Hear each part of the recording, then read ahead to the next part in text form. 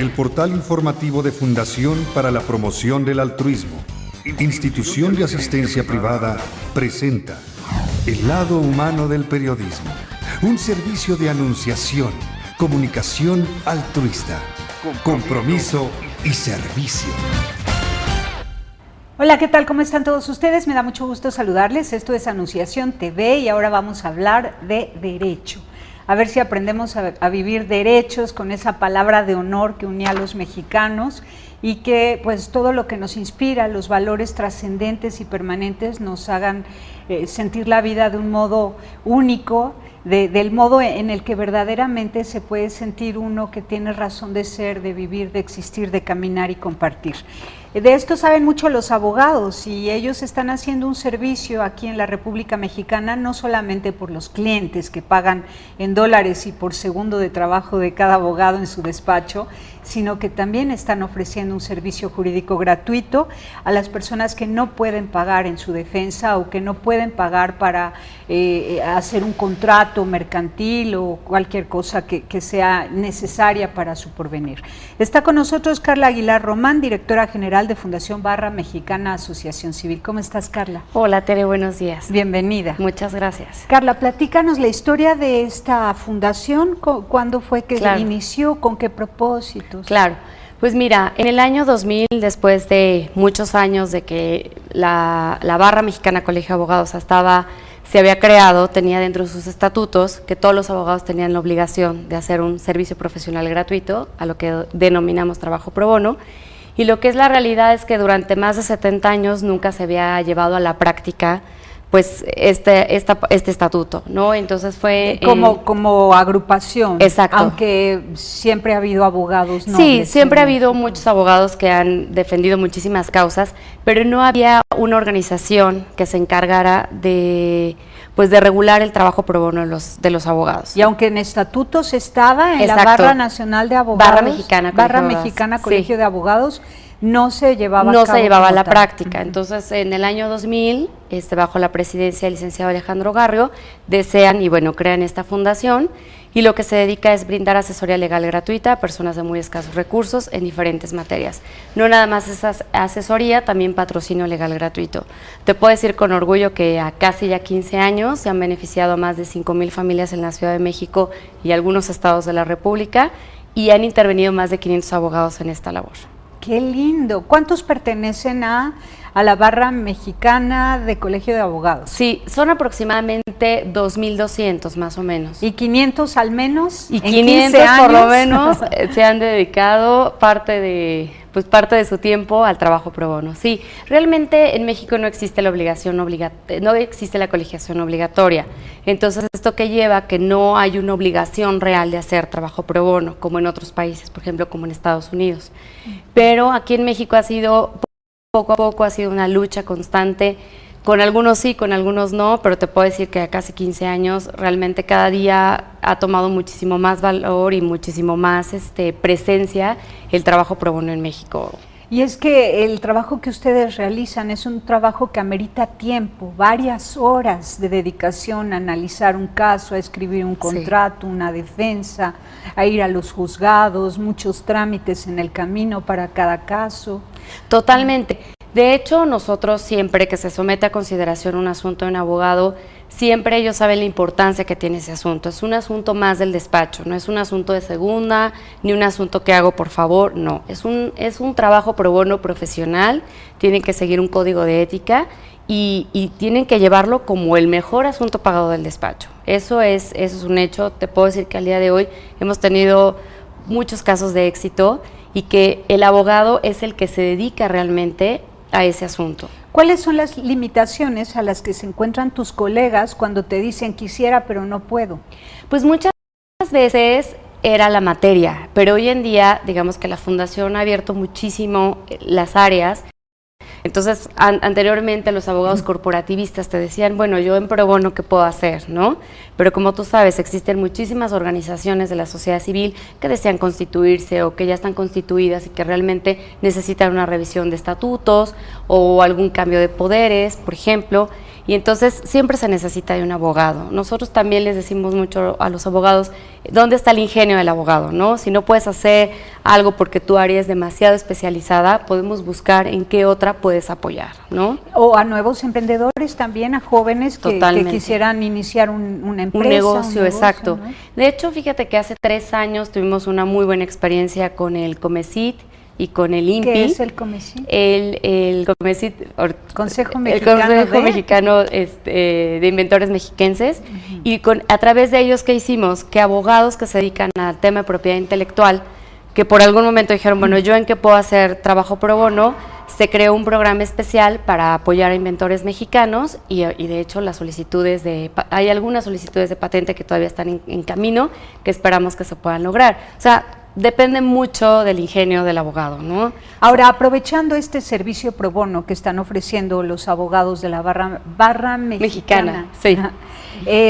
¿Están generando conocimiento, haciendo investigación, sacando datos estadísticos de cuáles son las solicitudes con mayor incidencia de parte de los mexicanos pobres? Sí, pues el tema más recurrente es materia civil familiar, eso es lo que llega prácticamente todos los días, y también materia penal.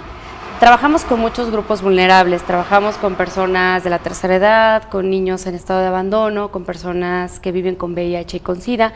Por ejemplo, este grupo vulnerable, la mayor recurrencia es materia laboral, por temas de despido injustificado o por cuestiones de seguridad social, ¿no? Pero el tema, el medular es civil familiar. Divorcios, pensiones alimenticias, guardas y custodias, es el tema recurrente de todos los días. ¿Y qué encuentran? ¿Qué encuentran dentro de la ignorancia o la cultura o la incultura o la más bien anticultura, antivalores? ¿Qué es lo que encuentran? ¿Qué pasa en México? Antes eso no sucedía.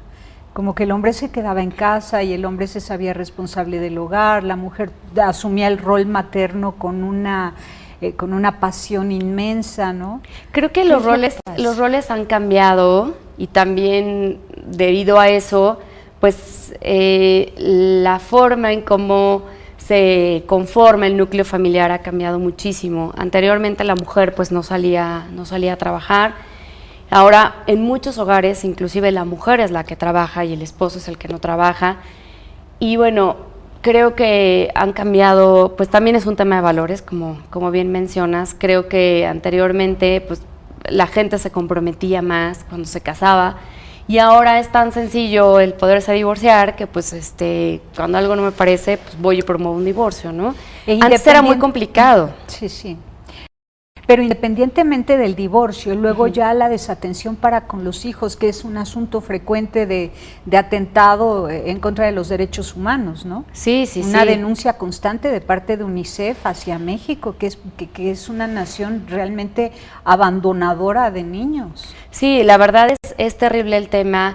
También se junta el tema de pobreza, que cada día, pues, por cuestiones del país, cada día existe más problemas económicos. Entonces, las familias, entre la pobreza, entre el tema de la falta de valores y entre que ya es muchísimo más sencillo promover algunos trámites que antes eran complicadísimos, pues creo que ha hecho que se relaje un poquito pues toda esta situación y que sea muchísimo más fácil decir, bueno, pues ya mejor no funciona, me divorcio, en lugar de intentarlo. Que claro, hoy en día se está buscando pues fortalecer un poquito más la institución del matrimonio. Por ejemplo, esto es reciente y va a entrar en vigor en próximo mes, que anteriormente no se necesitaban pláticas para contraer matrimonio civil y ahora ya van a entrar en vigor. Y creo que también eso pues puede sensibilizar un poquito a las parejas para estar un poquito más conscientes de lo que conlleva el casarse. No nada más es firmar un documento y ya. En verdad que te sorprende cuando llegan las personas a solicitar un divorcio y les preguntas bajo qué régimen se casaron y no tienen ni idea. O sea, la gente se casa por una cuestión social en muchas ocasiones y se da en todos los extractos de la sociedad.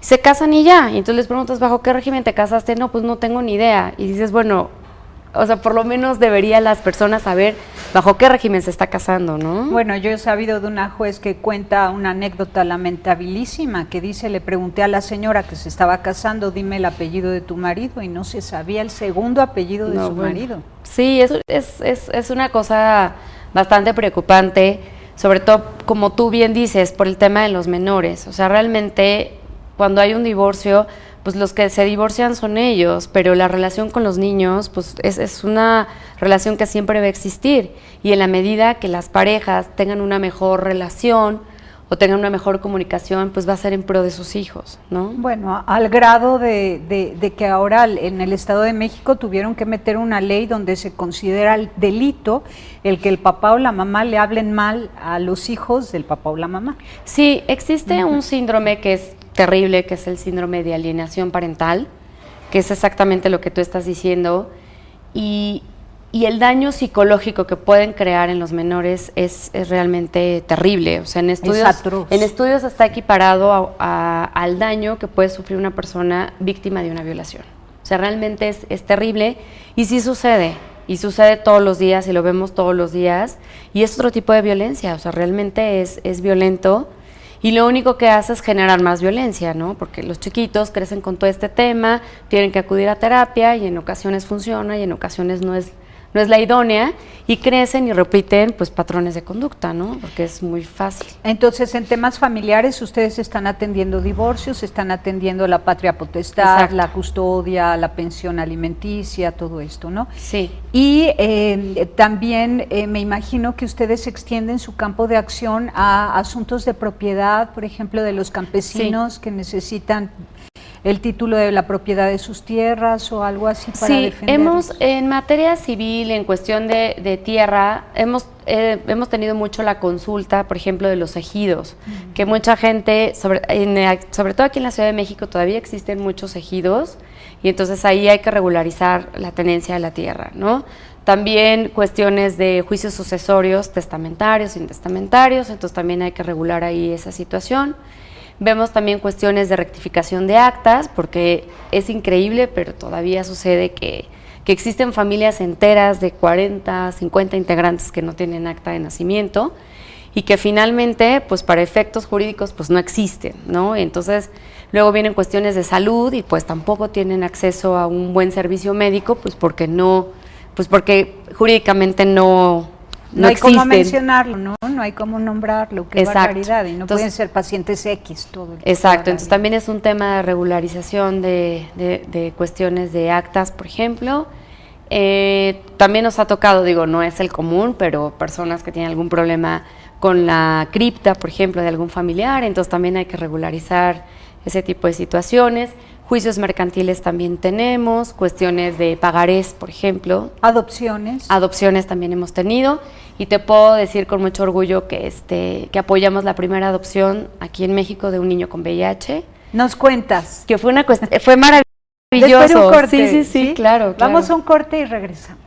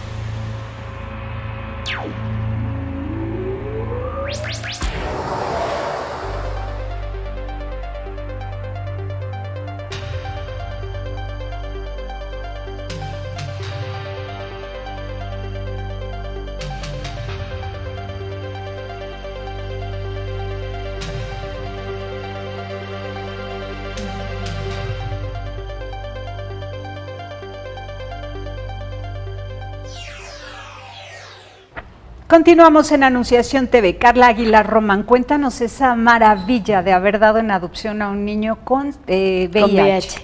Sí, pues mira, dentro de las organizaciones con las que trabajamos con Casa de la Sal, ya desde hace ya varios años, y nos llegó el asunto que había un chiquito, bueno, es que son 2 adopciones, pero se logró primero una y luego la otra, de una chiquita que vivía con VIH, porque su mamá había fallecido y entonces fueron y la pusieron en cuidados de atenciones de Casa de la Sal.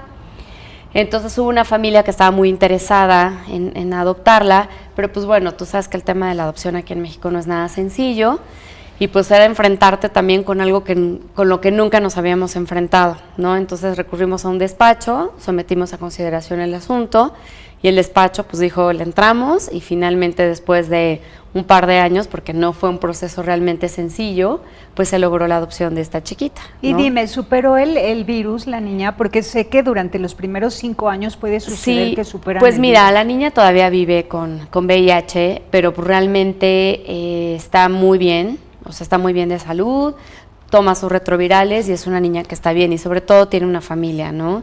Qué Y belleza. puedo comentarte que además una familia, pues una familia muy sencilla, o sea, una familia que no le era sencillo poderla adoptar, no era sencillo que reunieran todos los requisitos para la adopción, pero finalmente ellos dijeron, deseamos ser padres, deseamos tener una familia y cumplieron con todos los requisitos que marcaban la ley para poder tener esta chiquita Qué belleza, con ellos, ¿no? Qué belleza. ¿Y el otro caso?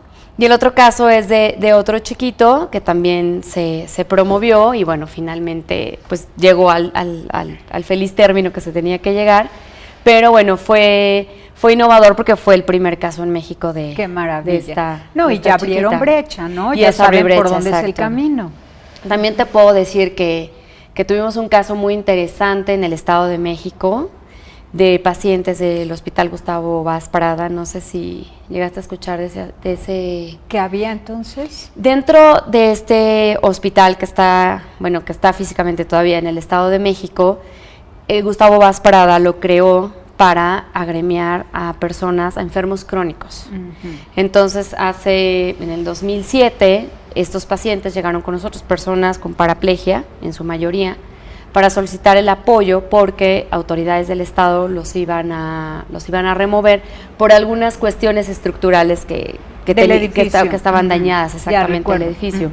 Y bueno, finalmente llegaron con nosotros, se sometió a consideración también de un despacho, se promovió el amparo, se logró la suspensión y finalmente al día de hoy te puedo decir que no nada más se logró que no desapareciera este deseo de Gustavo Vaz Parada de este hospital, porque es único en Latinoamérica, sino que se construyó un nuevo hospital que cuenta con todas las especificaciones necesarias para una persona con discapacidad. Qué increíble. Y esas cosas pasan cuando pones la verdad sobre la mesa con base en la ley, ¿no? Exacto. Qué maravilla, con y una la fe interpretación también, auténtica. sí, y la fe de decir, vamos a luchar por esta causa, creemos en esta causa, que era algo que te iba a decir que para nosotros es muy importante, que el abogado se enamore con el asunto. No es lo mismo llevar un asunto cuando te lo refieren y dices, bueno, pues sí siento cierta empatía, pero hasta ahí. Es muy distinto cuando el abogado está realmente enamorado y convencido del caso, porque te puedo asegurar que el resultado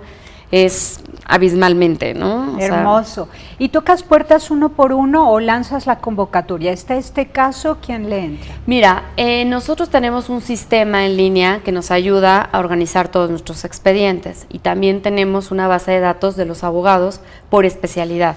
Entonces, sí tratamos de que cada vez que llega un asunto nuevo, sí sabemos más o menos cuál es el grupo vulnerable que algunos abogados apoyan más que otro, y es la forma en cómo lo sometemos a consideración.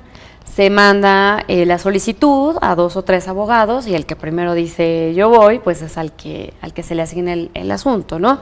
También hay asuntos donde hay abogados que dicen, bueno, es muy grande el asunto y ¿por qué no en lugar de participar un abogado podemos participar 2 abogados o 2 firmas de abogados, ¿no? Y entonces se involucran a más abogados, ¿no?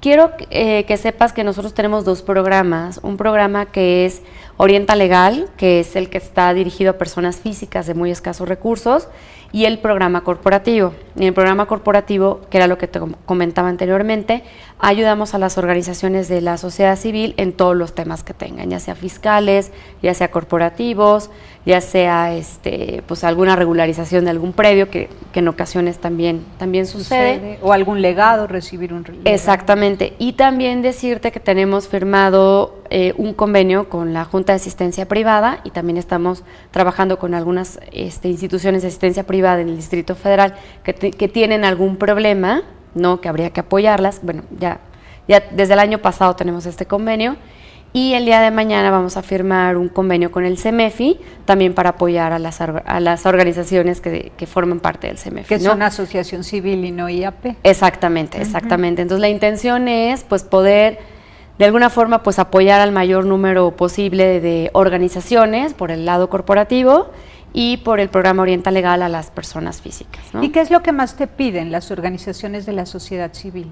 Pues el tema más recurrente es pues todo el tema corporativo, o sea, ver cómo están sus estatutos, cambios de poderes, si hubiera algún cambio de objeto social, cuestiones más corporativas, es lo que nos solicitan. ¿Convertirse en una AC en IAP? Sí, pero han sido los menos, no es tan recurrente ese tema.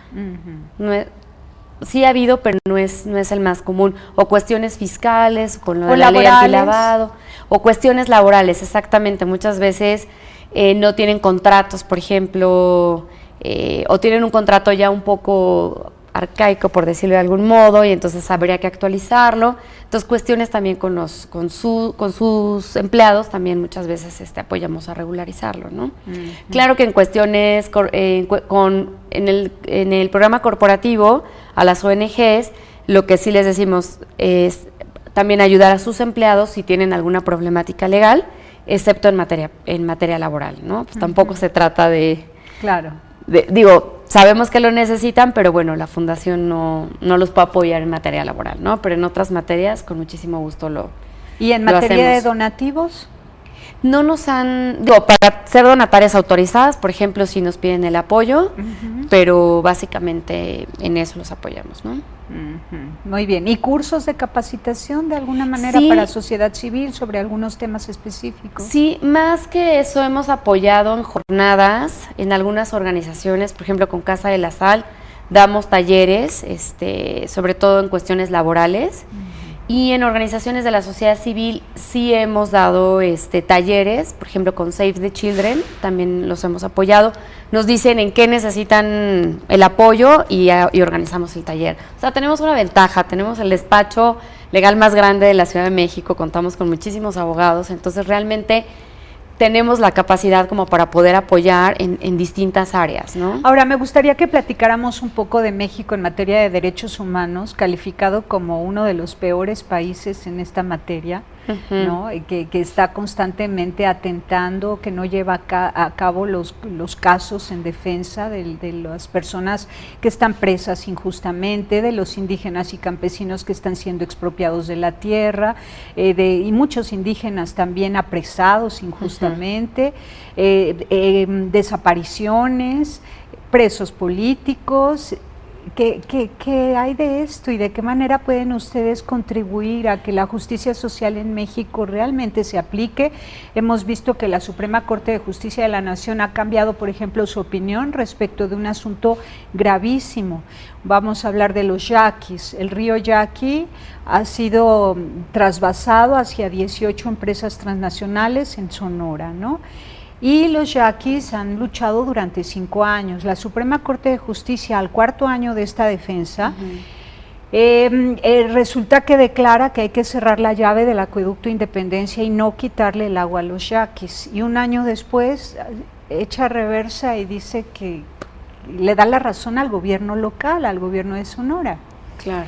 Entonces, cometiendo una injusticia en contra de 1 millón de habitantes que dependen del río Yaqui y que todos ellos son agricultores, campesinos. Claro, pues mira, yo te podría decir que la Barra hace mucho, la Barra, no, o sea, estoy hablando, una cosa es la Barra y otra cosa es la Fundación Barra Mexicana, ¿no?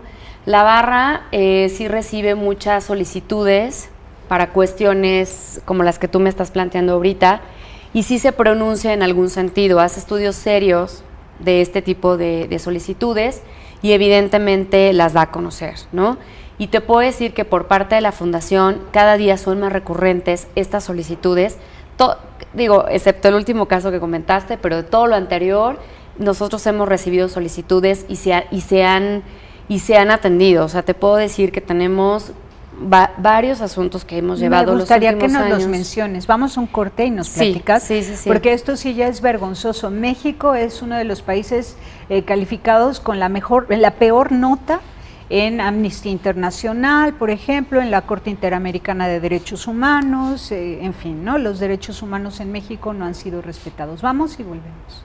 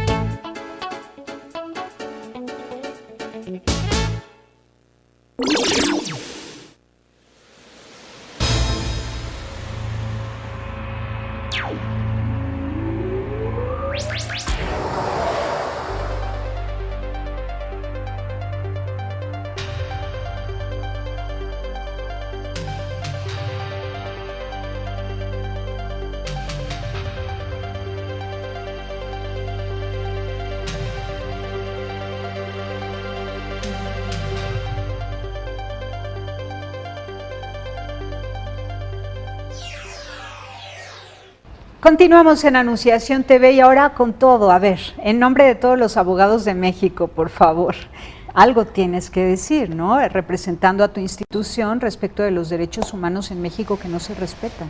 Pues mira, lo que yo te puedo decir es que la Fundación cada día recibe más solicitudes en este sentido, y sí son casos, pero son casos particulares los que llegan a solicitar el servicio. Sí hemos tenido organizaciones que lo piden, pero en muchas ocasiones por un tema de seguridad también sucede que al momento que estamos avanzando, por ejemplo, en desaparición de personas, ¿no? Desapariciones forzadas. Exacto. Ya vamos avanzando, solicitamos apoyo a las organizaciones que son las que se especializan en ese tema. Y que son las que te pidieron ayuda. Exactamente, y ya que estamos ahí, en ocasiones dicen, ¿sabes qué? Es un tema de seguridad o es una cuestión política, y nosotros nos retiramos, ¿no? Entonces, son situaciones muy complejas, ¿no? O sea, te pasan la estafeta de institución a institución y luego ellos se cruzan. Y de pronto dicen, ¿sabes qué? Mejor ya no, porque es un tema de seguridad, porque es un tema político, entonces se hacen para atrás, ¿no? Se repliegan.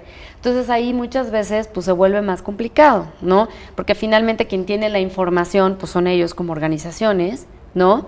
Y si no nos proporcionan, si no quieren fungir como testigos, ya no puedes trabajar mucho en eso. Exacto, entonces no es tan sencillo, ¿no? Hemos tenido casos de indígenas, por ejemplo, que están en reclusión y que estuvieron en el lugar equivocado a la hora equivocada, que vinieron al centro, que estaban formados en una fila para buscar un empleo.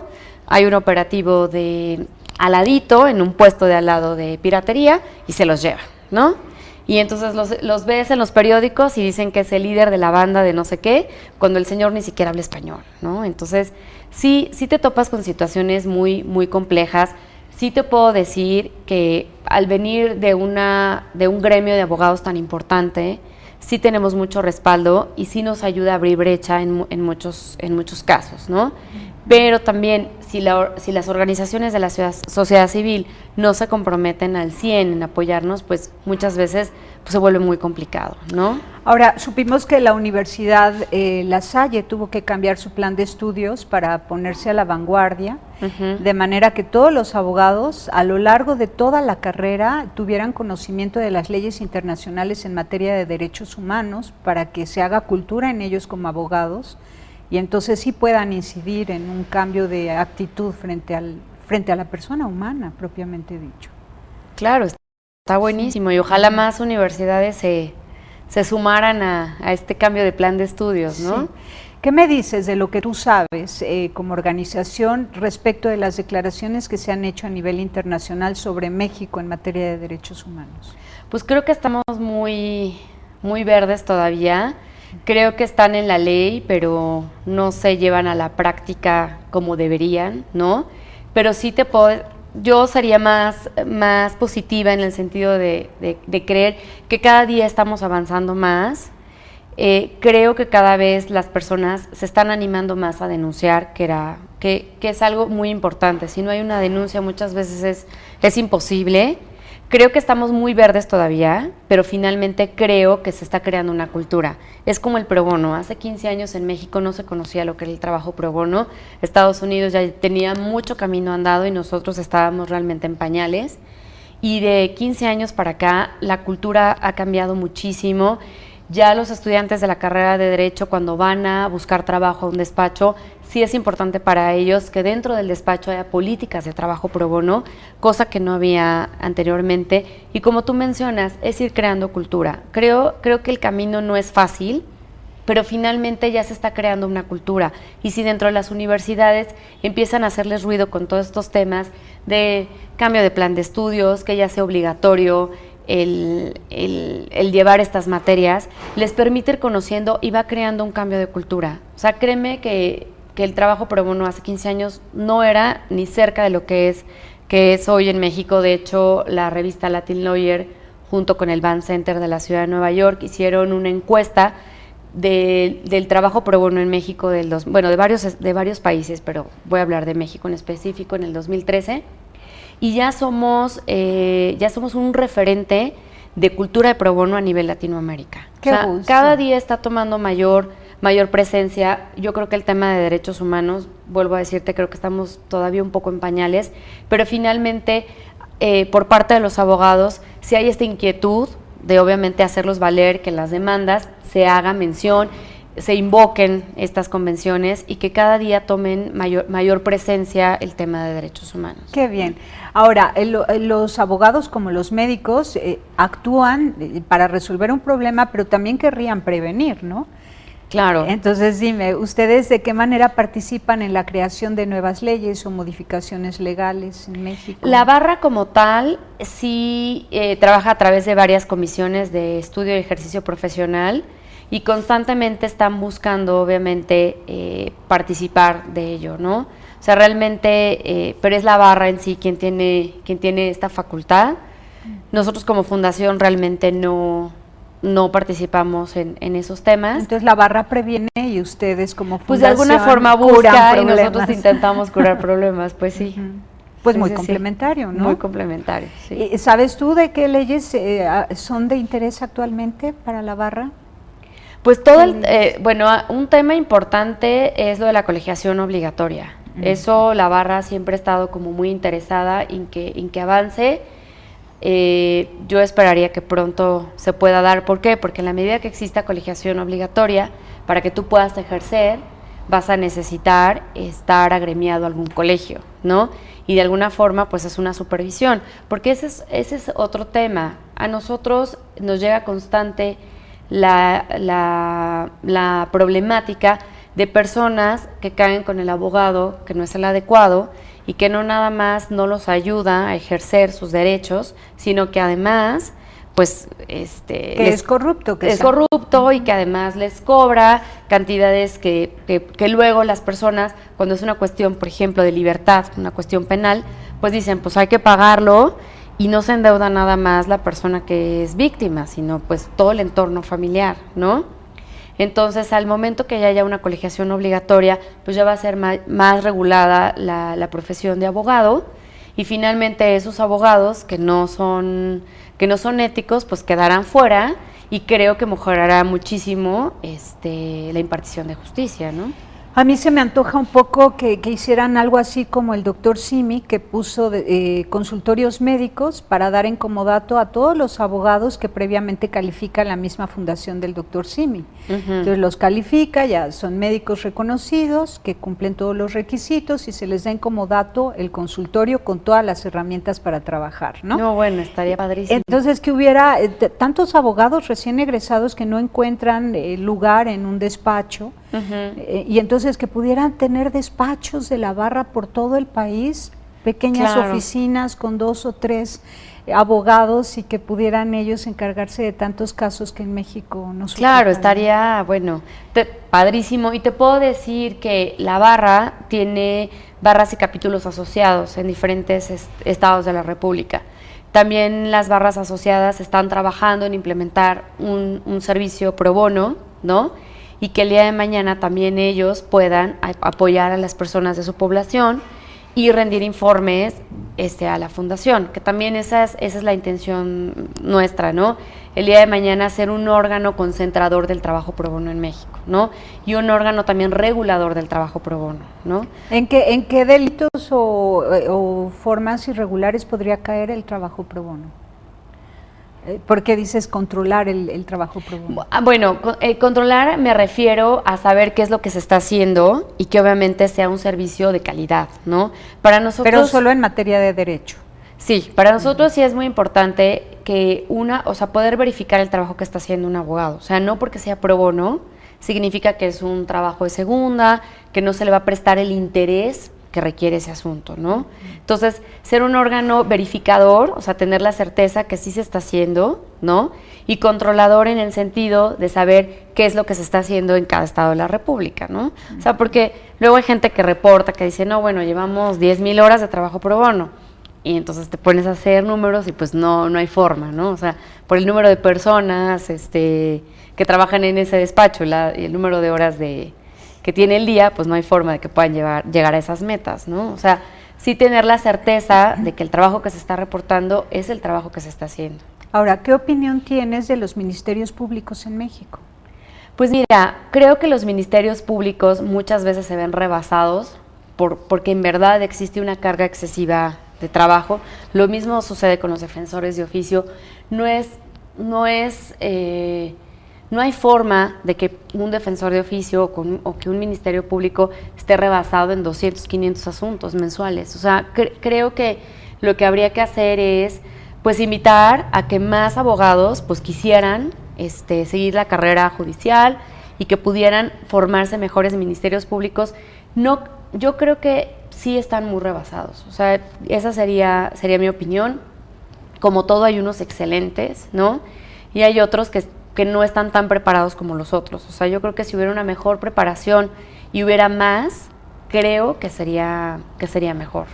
¿Qué universidades nos están legando los mejores abogados hoy en día en la República Mexicana? Pues bueno, yo creo que muchas, Pero las califica, ¿cierto?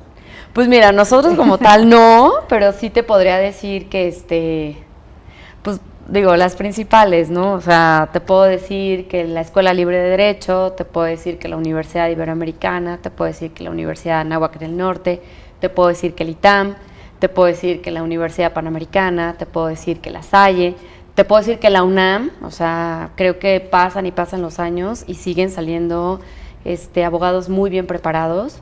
Y bueno, existen muchas universidades, pero yo creo que principalmente esas, cada día nos dan mejores abogados, yo creo que sí. ¿Y sigue siendo un deseo? ¿Así tú ves que sigue habiendo la misma cantidad de jóvenes aspirantes a ser abogados o ha disminuido? Creo que hay muchísimo. Yo creo que sigue siendo una carrera muy socorrida.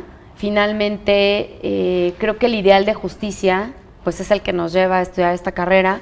Es que antes todos eran médicos o ingenieros civiles o abogados. Exacto, pero sí, hablando de hace 30 años, digamos. Sí, pero sí te puedo decir que la matrícula creo que sigue siendo muy alta de jóvenes que desean estudiar la carrera de Derecho.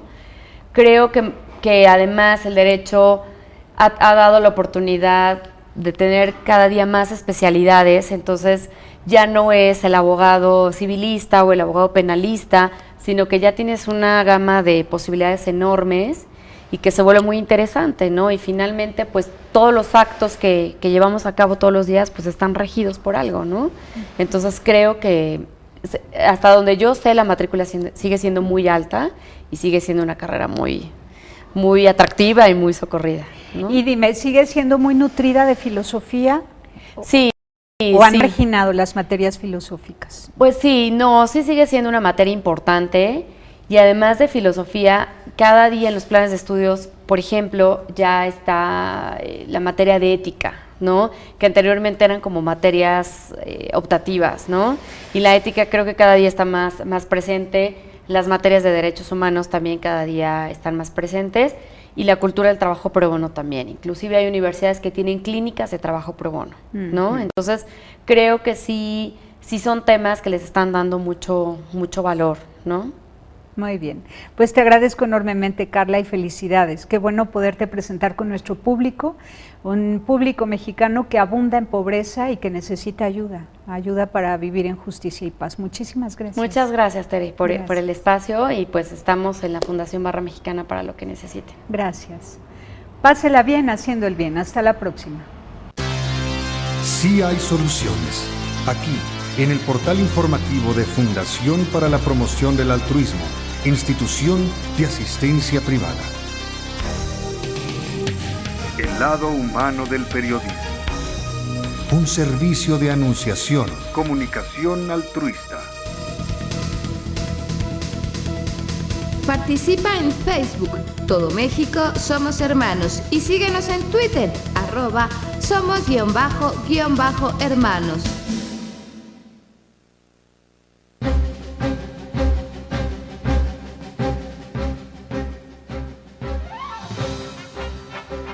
Con el gusto de saludar a quienes siguen la información altruista de Anunciación TV, les presento el siguiente resumen informativo. Conoce a Corinca IAP, una institución que atiende a niños en situación vulnerable y que forma a individuos que fortalecen a nuestro país. Jardín de Niños Corinca IAP es una institución de asistencia privada que ve en la educación la mejor forma de lograr una relación fuerte, responsable y competitiva.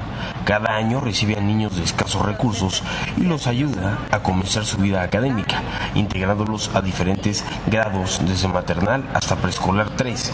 El objetivo es brindarles una educación de calidad que mejore su futuro y los dote de las herramientas necesarias para hacer valer sus derechos. Es una institución de asistencia privada que brinda atención hasta el día de hoy a 80 niños de escasos recursos. Son niños que también tienen algún tipo de problema familiar o que la vida, no les ha dado oportunidades para tener una educación de calidad. También nosotros apoyamos a estas familias dando